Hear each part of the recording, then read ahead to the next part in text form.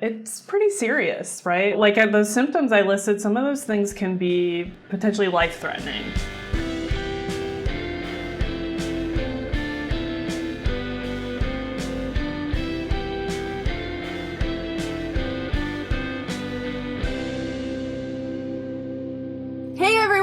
Welcome to the BPD Bunch. I'm your host, Xannie, and today I'm here with Raf, Solène, and Lena. Where in the world is everyone coming from today? We're still coming from Australia. New background today because I'm at my partner's place and it's cold. I'm still in Minas Gerais, Brazil, but also have a different background, but I'm just at my own house. Nothing exciting. And I'm joining from Dubai in the UAE. And I'm coming from New Mexico in the United States. Today, we are going to be talking about what it's like to live with BPD as well as seasonal affective disorder. If this or other BPD-related topics interest you, please make sure to like, subscribe, and turn on your notifications so you do not miss a single episode. So to start us off, for those who don't know her, Lena is a currently practicing clinician with her own private practice.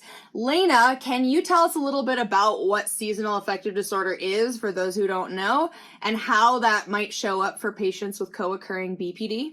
So seasonal affective disorder isn't technically a diagnosis. It's a name we've given to what's essentially a major depressive episode that occurs during particular seasonal months, right? So it's a specifier on the major depressive disorder diagnosis that says with a seasonal pattern. So a major depressive disorder is classified by 5 or more of the following symptoms. The first being having a depressed mood every day. So essentially feeling sad, hopeless, really down. The second symptom is what we call a markedly diminished interest or pleasure in all or almost all activities. Most of the day, nearly every day is going to be a thing that shows up for all the symptoms, right? So essentially activities that maybe you typically enjoy during the winter months or during the season where you experience seasonal affective disorder, those activities just don't give you that same sense of joy anymore. Thirdly, people experience typically either increased appetite or decreased appetite that results either in significant weight loss or weight gain. Similarly, can also experience insomnia or hypersomnia. So either can't sleep or want to sleep all the time. The fifth symptom is what we call psychomotor agitation or retardation, basically meaning like you're super restless or you're super slowed down and like getting up off the couch is just like an Olympic feat. Then people also experience a sense of fatigue or loss of energy nearly every day, especially if they're experiencing insomnia, so they're not getting the same amount of sleep as they used to. Or even if you are sleeping, like a lot of people will report, oh, I'm sleeping like 14 plus hours a day and I'm still super tired, right? That's a pretty classic symptom of depression. People also experience a lot of feelings of worthlessness or excessive or inappropriate guilt. Which I think is already something people with BPD can experience a lot of, not just like, oh, once in a while things make me feel bad that I did this thing. It's like, oh, all the time I'm feeling just without a sense of purpose. I'm feeling really worthless or I'm feeling really guilty about things that I don't need to feel guilty about. People can also have a difficulty with concentrating or feel really indecisive. So being able to like focus on school, work, or anything else takes a lot of effort, might be even really kind of hard to do. And then lastly, people also experience an increased sense of suicidal ideation, can be with or without a plan or actual attempts. I think what's particularly challenging about seasonal affective is the fact that it has this seasonal pattern, but in that sense, we can really undermine the seriousness of it, right? Which is why I wanted to start by saying it's a major depressive episode, right? Because I think it's this thing that people sort of attribute like, oh, it's cold out, it's dark, it kind of sucks, I don't want to go to work, the sun's not out that often. But for those of us who experience it, it's pretty serious, right? Like the symptoms I listed, some of those things can be potentially life-threatening, right? And so I think for those of us with BPD in particular, because we already have the social stigma around BPD as being, something people do for attention, and, it's something you have more control over than like you actually do, right? That it's really serious, it's really challenging to live with. If you add like seasonal affective on top of that, it's just sort of like an ice cream sundae of really challenging symptoms that are essentially sort of undermined, both societally, and we can also sort of personally invalidate our own experience with it.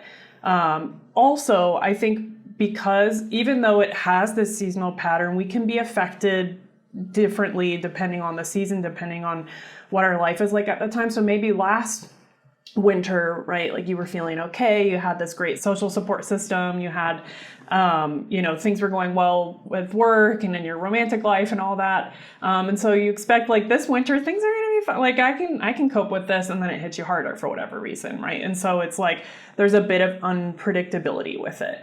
So this question is to the group as a whole. How does seasonal affective disorder show up for you? For me, I've become more consciously aware of just how much my mood is affected in the winter over the last few years, and especially this year, which is kind of interesting because our winter only finished like a month ago. For like the 3 months of winter, maybe just 2 months in the middle, I couldn't explain it, I couldn't think, I was just happening to like feel it, feeling like just listless and like a bit disconnected from myself. And I think for people who are in my line of work, like basically like freelance work, that is also seasonal, having like our dip in work, which goes from like busy all the time, and also like I'm constantly on stages and have like people watching me, going from like that to that amount of work reducing to like 30% of what it was, plus like the weather affecting me. It also ends up kind of playing with like the identity disturbance of it, because I feel more fragile and vulnerable to be affected by those things. So when there's something like, winter hits and the SADs hit, that kind of just feels compounded by the real world, but like the occupational changes that happen also in winter. Yeah, and like a couple times it's shook me in a way that I didn't know, mostly because I didn't realize what was happening until it went away. And I was just like, I'd be around, the weather will get nice, and I'd feel this relief through my body, and I'd feel like, oh, I feel like me again. And the only difference was the weather, and also like the work changes and everything. But yeah, it feels like a much sneakier version of depression, because nothing traumatic happened, nothing big happened, nothing physical, directly physical has happened. It just got cloudy. Yeah, for me, it shows up in terms of like the weather is affecting so much my ability to engage in the activities that keep me physically and mentally well. And that's the hardest part. And I would say rain is my nemesis. Like, I don't actually mind the cold if it's sunny, and I don't mind the heat too much. But the rain, oh my God, like when the clouds are so low and I feel like there's a cloud above my head and it kind of merges with that cloud. That's how I usually describe the depressive episodes for me. That metaphorical cloud of like, in my thoughts, in my head, above my head, like that dark cloud. So it kind of feels like it's all merging into one like very heavy experience. I think the hardest time was, I was working in Melbourne during COVID times and did the nine months of lockdown in Melbourne. And just as the weather was getting better and we were going out a little bit more, I lost my job. And so we decided to return to the UK, and that was in the middle of winter. And we started the 5 months of lockdown in the UK in winter. And that was when I had my major breakdown and ticked every single symptom. I never put it down to SAD at all. I didn't even know about SAD. I didn't even know that I had BPD. I didn't know anything. I just thought, why can't I just get on with it? Like, what is wrong with me? I can hard relate to the way you describe the rain and that's effect on you, because it's the same for me. And like there have been lots of times where it's raining and I just kind of start crying, or I feel like I should start crying. And that sensation of the clouds physically weighing you down. I always feel like on cloudy, rainy days, I'm not fully awake. And so it's really hard to be aware. I was diagnosed with a mood disorder not otherwise specified.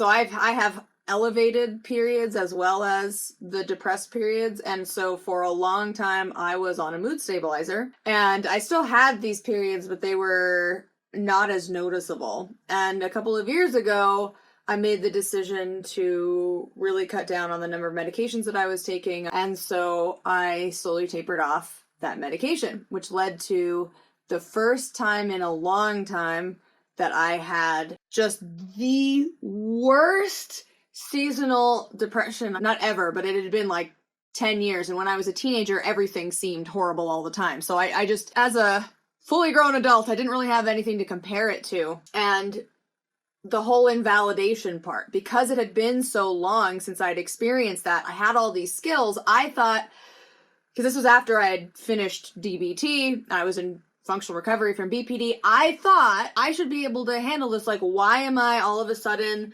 so disinterested in things? Why am I so tired? Why is it so hard for me to be thinking about other people's feelings? I just want to lay in bed all day and do nothing. And I think for me, one of the hardest parts is that I get a lot of anxiety when the day is ending early. Even though we still have the same number of hours in the day, I have this perception when it gets dark at 5, the day is already over. And if I haven't done all the things that I need to do, I start having these really hopeless thoughts that, I'm worthless, like what is wrong with me?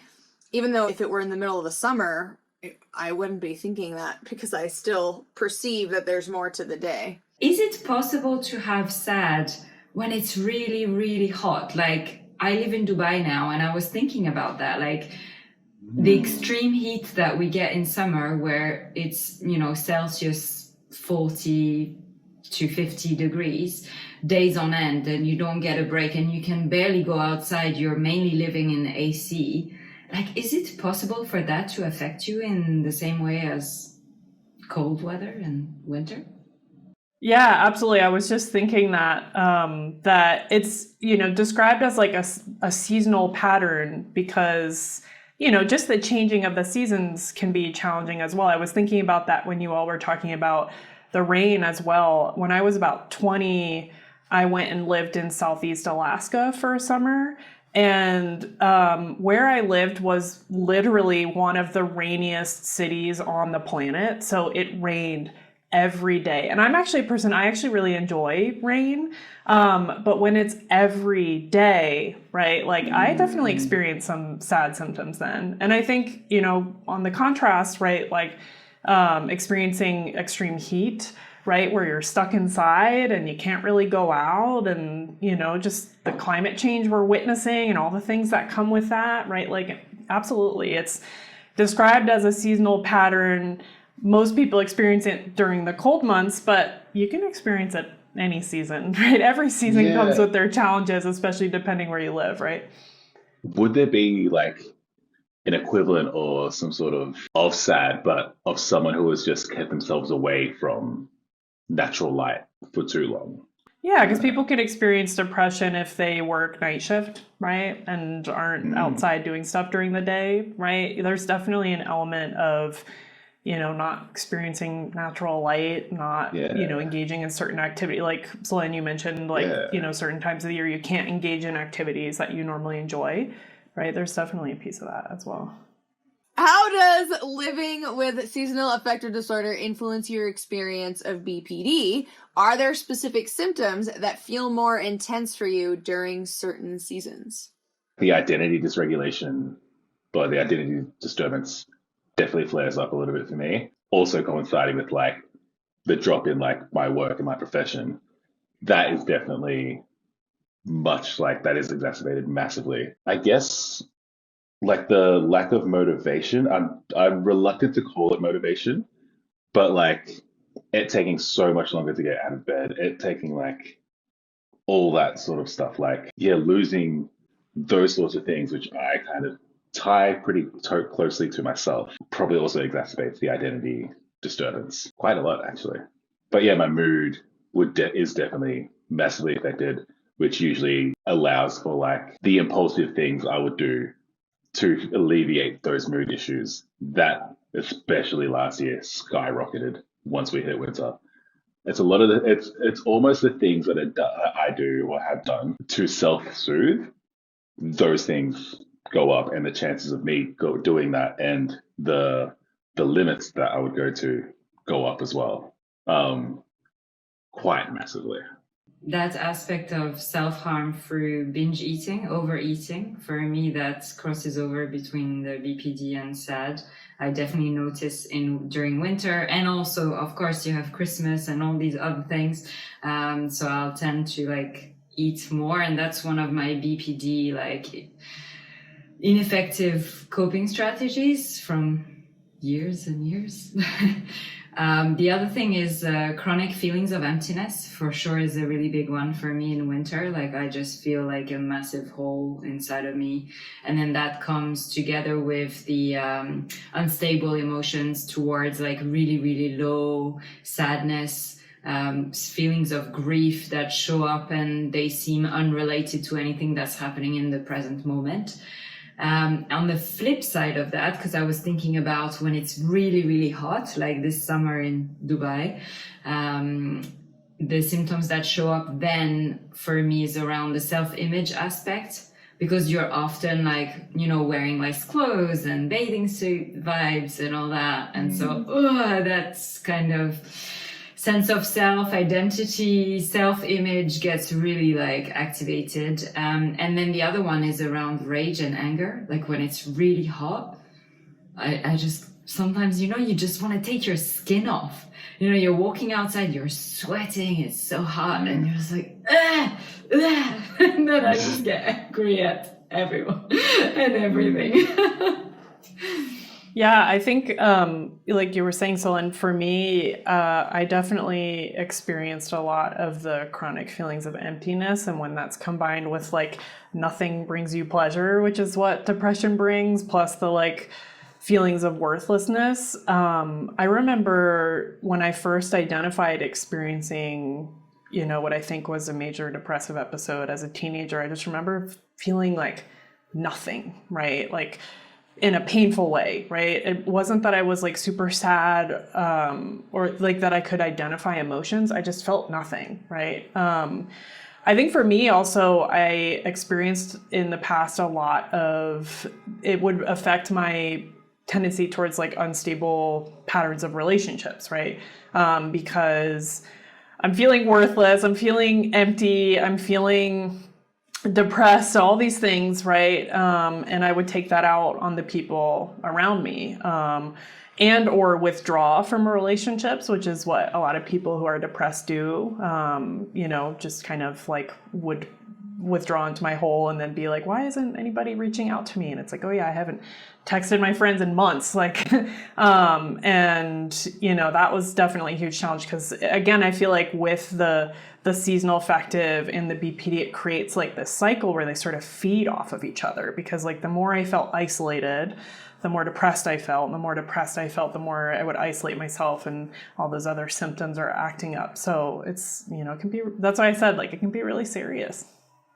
I think for me, the big one is dissociation, because I tend to react to stress with just detaching from my body and my life.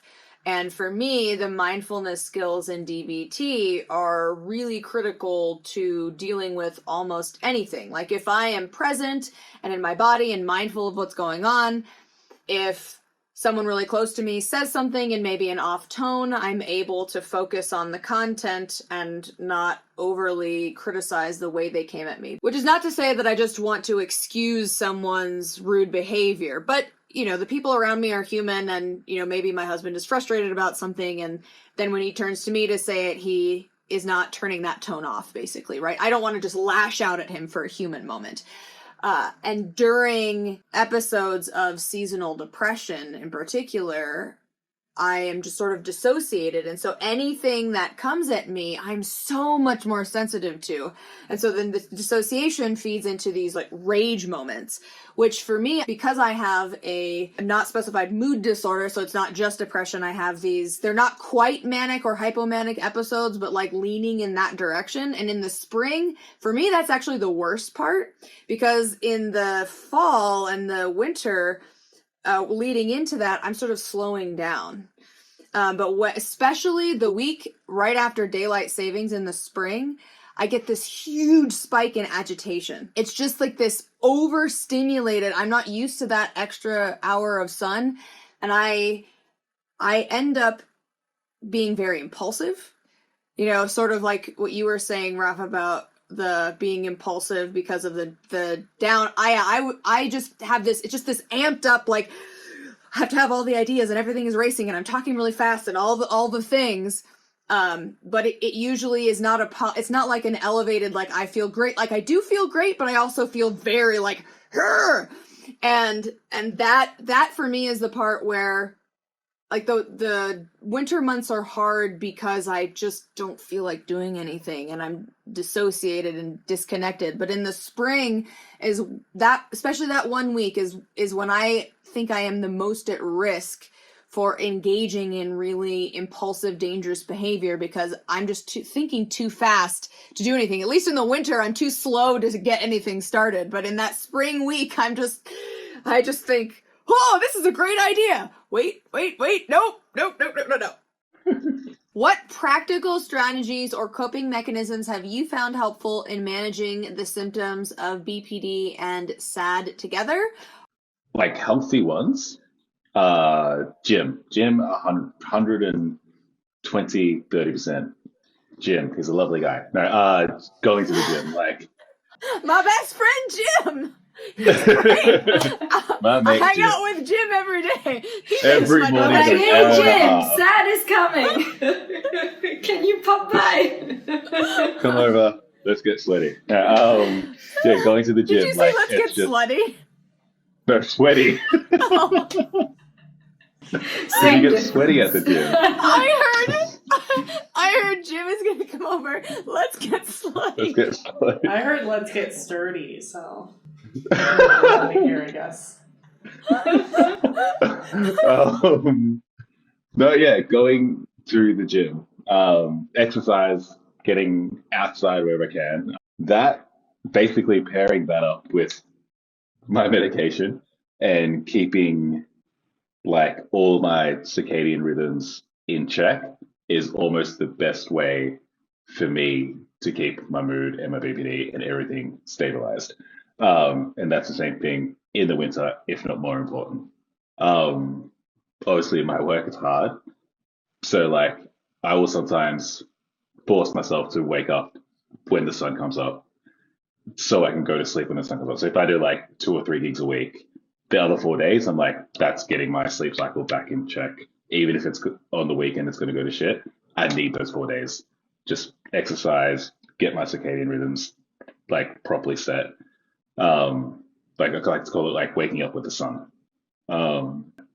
That's probably the most helpful things for me. Definitely when I used to live in the darker, colder places, I used to use a good old-fashioned light lamp. So it's light box therapy. Essentially, I like to call it lizard time, where I'm just like, I would literally wake up and the first thing I would do is I kept this light box, which is essentially, it's a lamp that emits a particular type of light. I don't entirely know how it works. I think part of it might have just been like, I was like feeling good that I got some light. I don't know. But I do think that there is something about like it's supposed to stimulate like your vitamin D production and melatonin and all those like brain chemicals that thrive and increase in sunlight. And basically I would just like sit in front of it for 30 minutes in the morning. And I think like I noticed it made a difference for me, just being able to get like that extra light because, like we've talked about a lot of the places we live, like it gets pretty dark and that definitely affects your mental health. I think another thing for me that's, something that is a strategy we talk about a lot in DBT is behavioral activation. We tend to think that how our mood is or how we're feeling that day is going to affect like what we do, right? So if you're feeling depressed, you want to lay in bed all day and not go outside typically, right?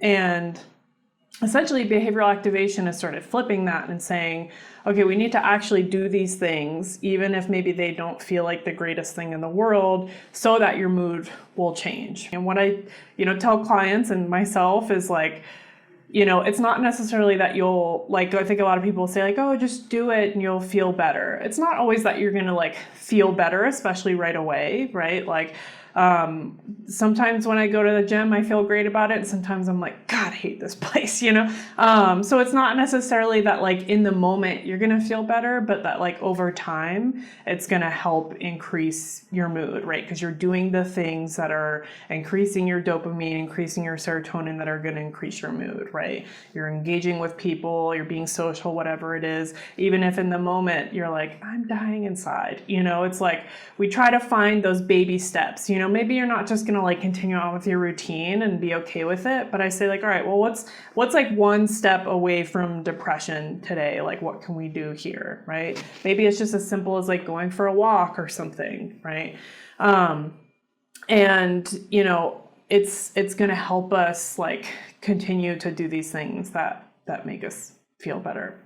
Yeah, that routine element is really important. I feel like similarly, like sticking to my routine as much as possible, or at least parts of it, like inviting myself to like, what can I do that doesn't feel as horrible as everything else, like of whatever list of things I usually do or a list of things that I need to do today, like, take it from the one that feels the least difficult. And generally speaking, going to the gym or going for a walk outside will be a good place to start. The other thing that I found really cool was when I learned about the concept of hygge. I don't know if you've heard about hygge. It's a Danish concept that is all about coziness and indoor living during winter months.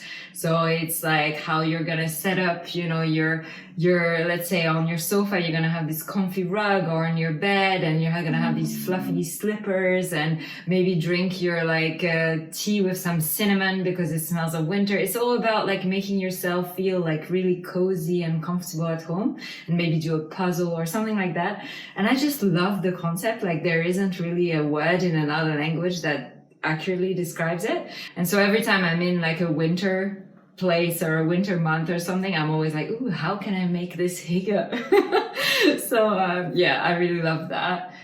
Something else is making the most of every situation. A story with that is my husband and I, we decided to do 3 honeymoons because who said you'd only need one? But anyway, the first one was in Iceland, and it was this day it was raining so much, and we decided, what if it was really fun? What if rain is fun? And we just like got absolutely soaked and like walked around this little island and keep jumping in puddles. And it was like this really fun moment.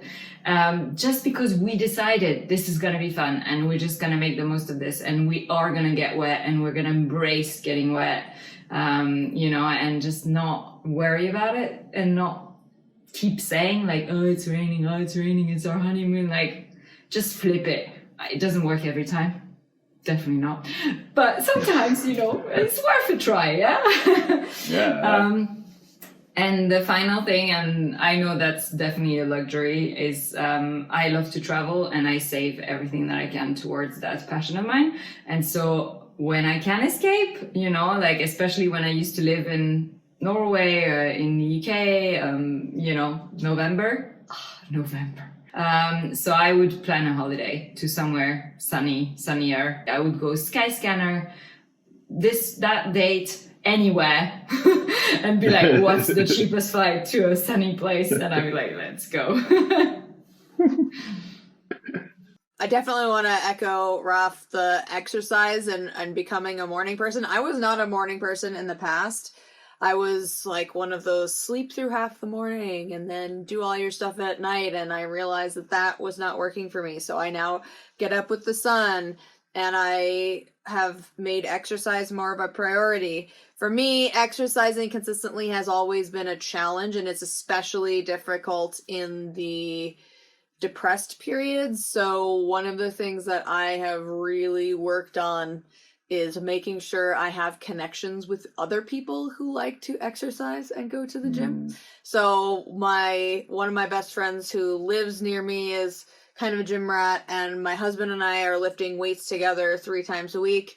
And having somebody to go with really makes it easier, because if it's just me, then I inevitably will stop doing something. And then, especially when it's cold and dark, it seems silly when I say it out loud, but sometimes just walking from your house to your car when it's really cold out is enough for me to not want to do something. It's just like those 5 seconds, I will do anything to avoid those 5 seconds. And if I have the social pressure of knowing that somebody's waiting for me, or, we have this plan, it's a lot easier. And in a similar vein, one of the ways that I deal with like the urge to isolate is I schedule gatherings at my house during those winter months. Because if it's just, I've agreed to go somewhere else, especially if it's like a group of people, then if I'm really not feeling it, it's harder for me to get myself to go, because I'll just say, this is, it's a group, it's a party, like no one's going to care if I'm not there.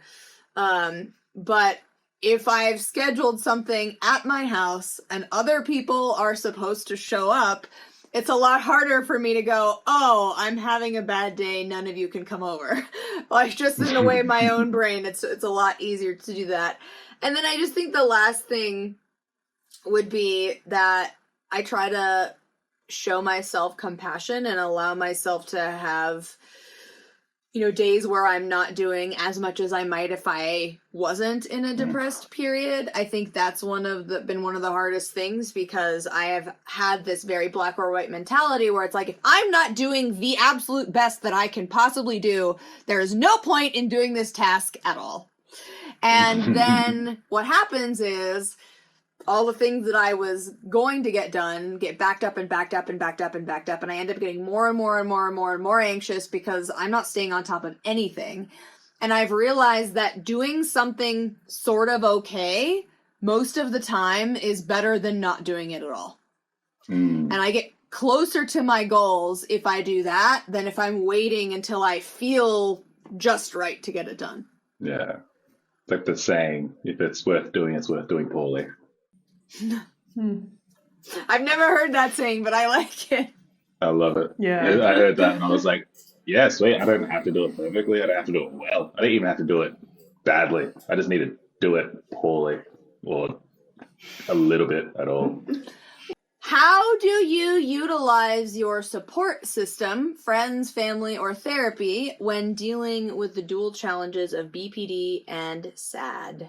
I tend to isolate a lot when I'm feeling low. And so in these moments of SAD compound with BPD, I will not necessarily like express how I'm feeling. I will spend more time alone. I will do, like Xannie said, about not going to maybe social commitments that I had because I just don't feel like it. Like I'm like, I don't want to bring people down with me, it's yeah.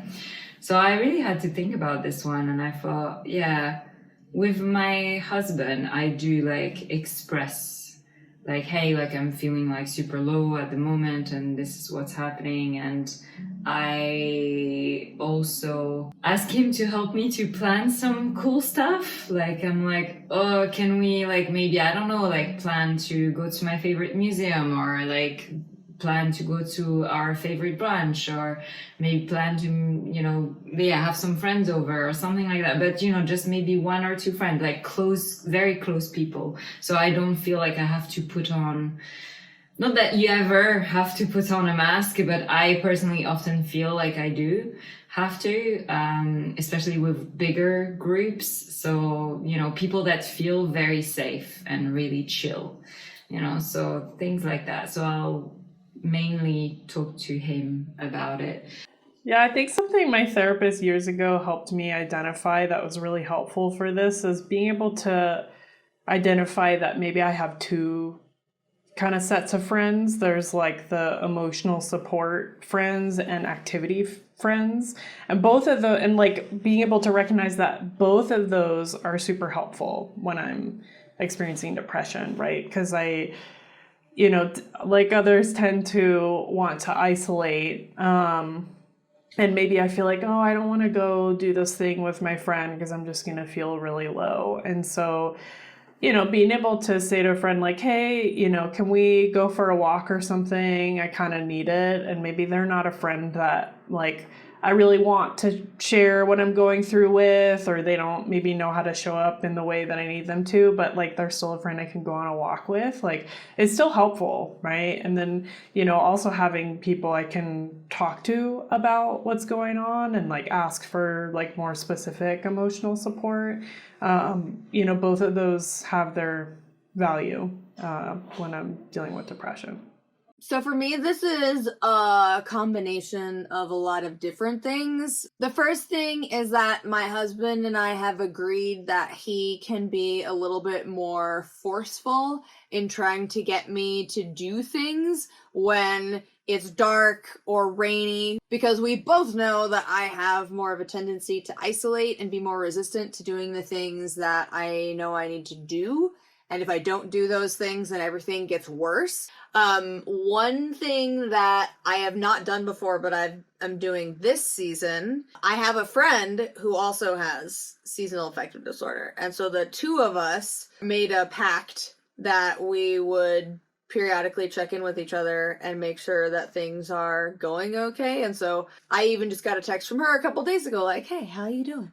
I think sometimes like the urge to isolate can be strong because I feel like, oh, I'm going to be a burden to somebody else. But if I feel like I am helping somebody else, it's easier for me to come out of that. So I think that's why, I mean, we haven't gotten to the darkest period yet, but so far it's been helpful to just have somebody to check in with. And then I would say that I have a really great therapist who really encourages me to talk things to death.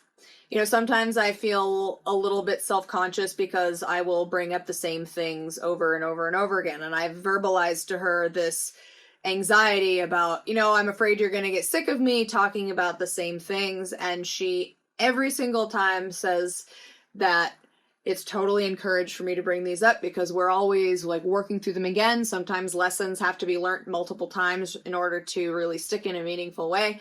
I'm really grateful that over the last 7 years, my therapist and I have worked together to build a really, really strong rapport, and that I have somebody I can trust to hold that space for me, even if it's the 100th time I'm bringing something up. Looking back, what have you learned about yourself through your experiences with BPD and seasonal affective disorder? One thing I've really learned about myself is that I tend to isolate and think I'm reaching out more than I am, which I think can be really common with depression, as I feel like, oh, other people are sick of me and my problems. And my friends are like, I had no idea that you were dealing with all this. So that's a thing that I've really been able to identify for myself and be mindful of. Like, you know, when I'm starting to feel really isolated, being able to notice like, oh, am I actually like reaching out and talking to my friends as much as I think I am? So I think one of the things that I've learned through my experience of seasonal depression and having BPD is just to be more understanding that I'm not a constant, that I'm ever changing, because I think I get really attached, especially if I'm in a state of high performance, I get really attached to that. And I have had these sort of internal blow-ups at myself where I've said, why can't you just maintain this 100% of the time? Like, you did so well this 1 week and you were like outperforming yourself more than you ever have. Why can't you just effing do this all the time?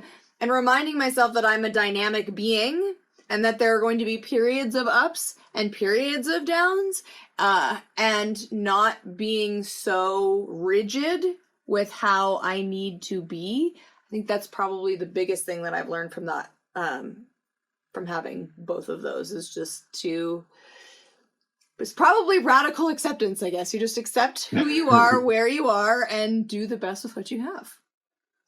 My body just needs rest sometimes.